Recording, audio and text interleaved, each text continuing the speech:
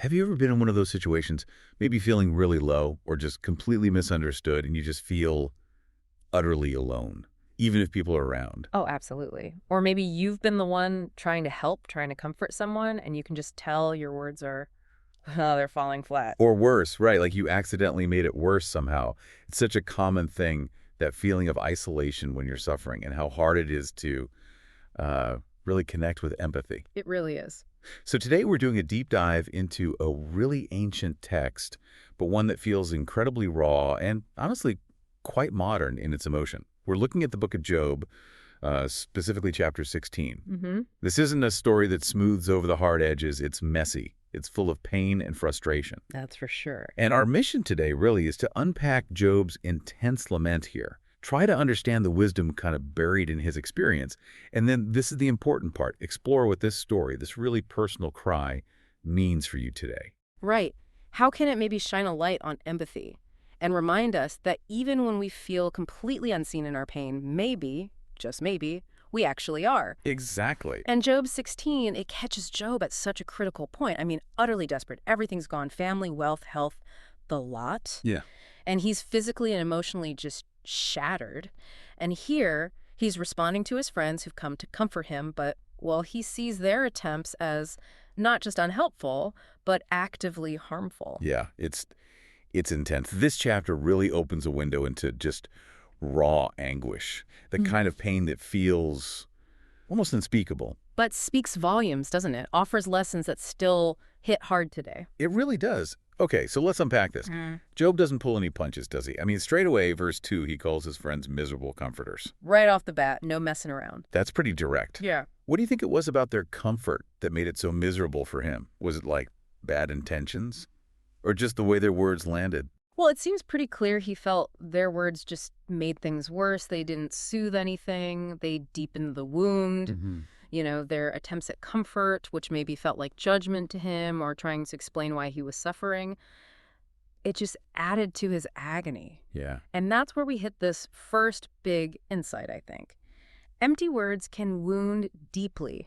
It sounds obvious, maybe, but think about it. Yeah. When someone's truly suffering, the absolute last thing they often need is someone trying to rationalize it, give simple fixes, or even worse, hint that it's somehow their own fault. Oh, that's brutal. It's like pouring salt in the wound.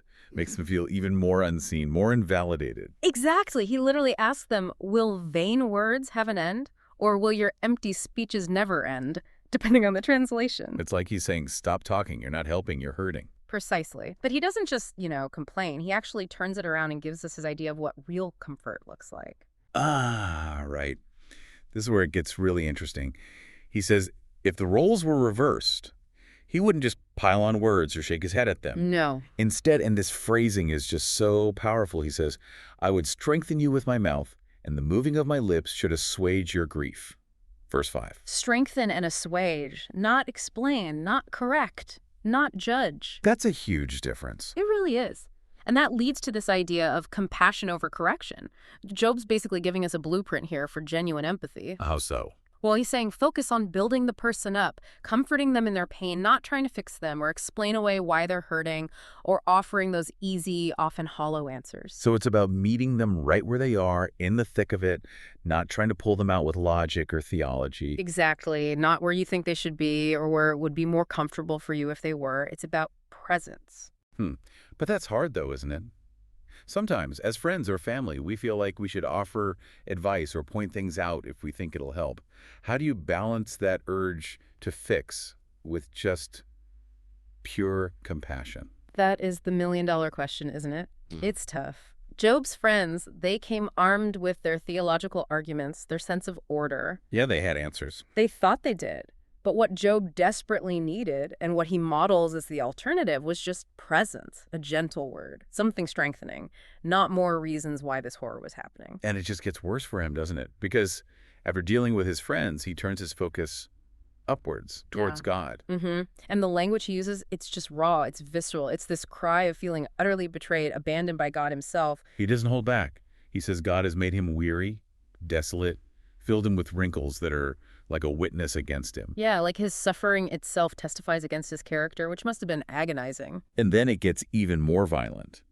God has torn him in his wrath, gnashed his teeth at him, set him up like a target. Verse 12 is brutal. Taken me by my neck and shaken me to pieces and set me up for his mark. Just picture that imagery, shaken to pieces like a rag doll. He feels completely broken, run down by God as an enemy. It's harrowing, like you said. It really is, the depth of that agony. It's almost unimaginable. And yet, and this is crucial, right in the middle of describing all this horror, Job holds fast to his integrity. Right.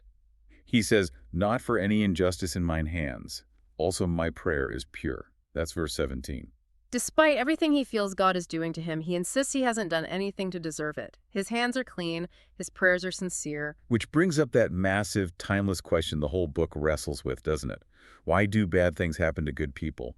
Why this suffering when it seems so unjust? Exactly. Job doesn't get the cosmic answer right then, but he is absolutely certain about his own heart, his own innocence in the matter. So, okay. He feels attacked by God, misunderstood by friends. He's in agony, insists he's innocent.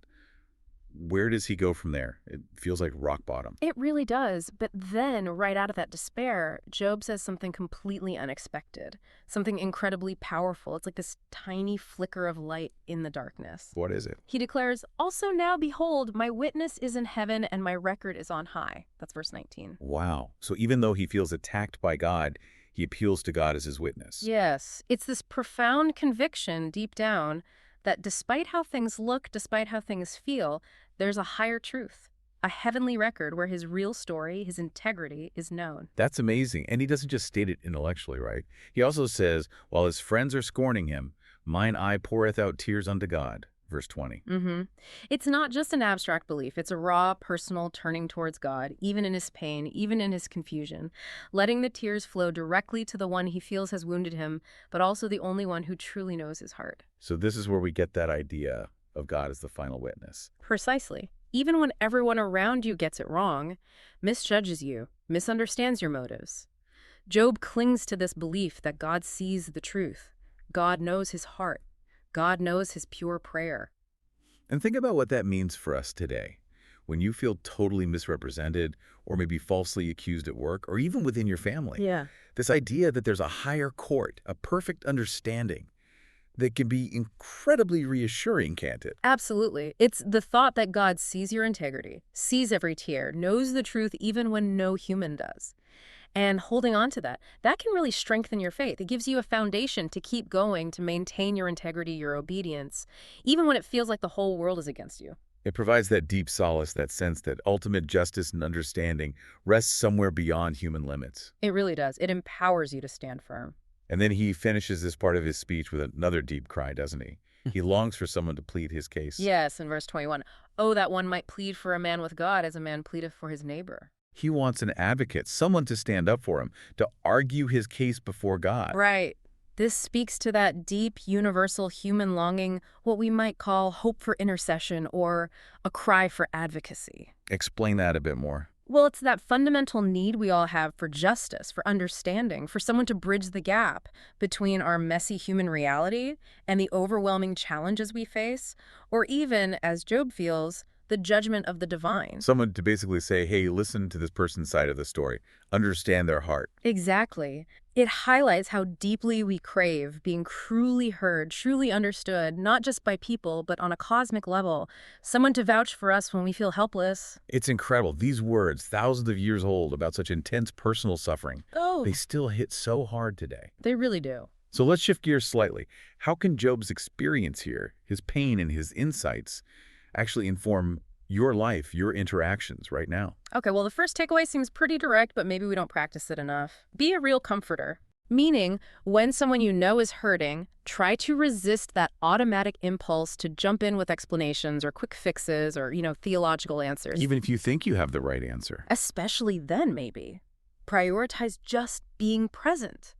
Offer a listening ear. Offer genuine comfort, not those empty platitudes Job hated so much. Before you speak, just pause. Ask yourself, are these words truly going to heal, or could they possibly, unintentionally, cause more harm? It's about presence over pronouncements. Perfectly put. It's not about having all the answers. It's about sharing the burden through presence. And that ties into the next point, right? Empathy before advice. Yes. Job's story screams this at us. Really try to walk a mile, maybe more like an emotional marathon, sometimes in the other person's shoes, before you utter a word of advice or judgment. Which is so countercultural today, isn't it? Especially online. Oh, absolutely. Think about social media. Instant opinions, quick judgments. Job reminds us, listen before you tweet. Support before you judge. Seek genuine understanding before you rush in with solutions. Value their experience, their raw feeling, over your need to be right or to fix it instantly. That's it, exactly. And then for those times when you are the one feeling like Job, completely misunderstood, maybe judged unfairly, what comfort can we take? That third point, God knows the whole story. Find solace, real solace, in that core belief that God sees your true heart, your real motives, your integrity. He sees the tears you cry when no one else is looking. That understanding, that divine perspective can be a source of incredible strength, can it? Absolutely. It strengthens faith because it provides this deep sense of justice and peace, even when human understanding fails completely. Knowing your true self is seen and known by God, that empowers you. It helps you keep walking in integrity, keep faith, keep obeying what you know is right, no matter what anyone else says or thinks. It's like an anchor in the storm of misunderstanding. It is a foundation for enduring faith.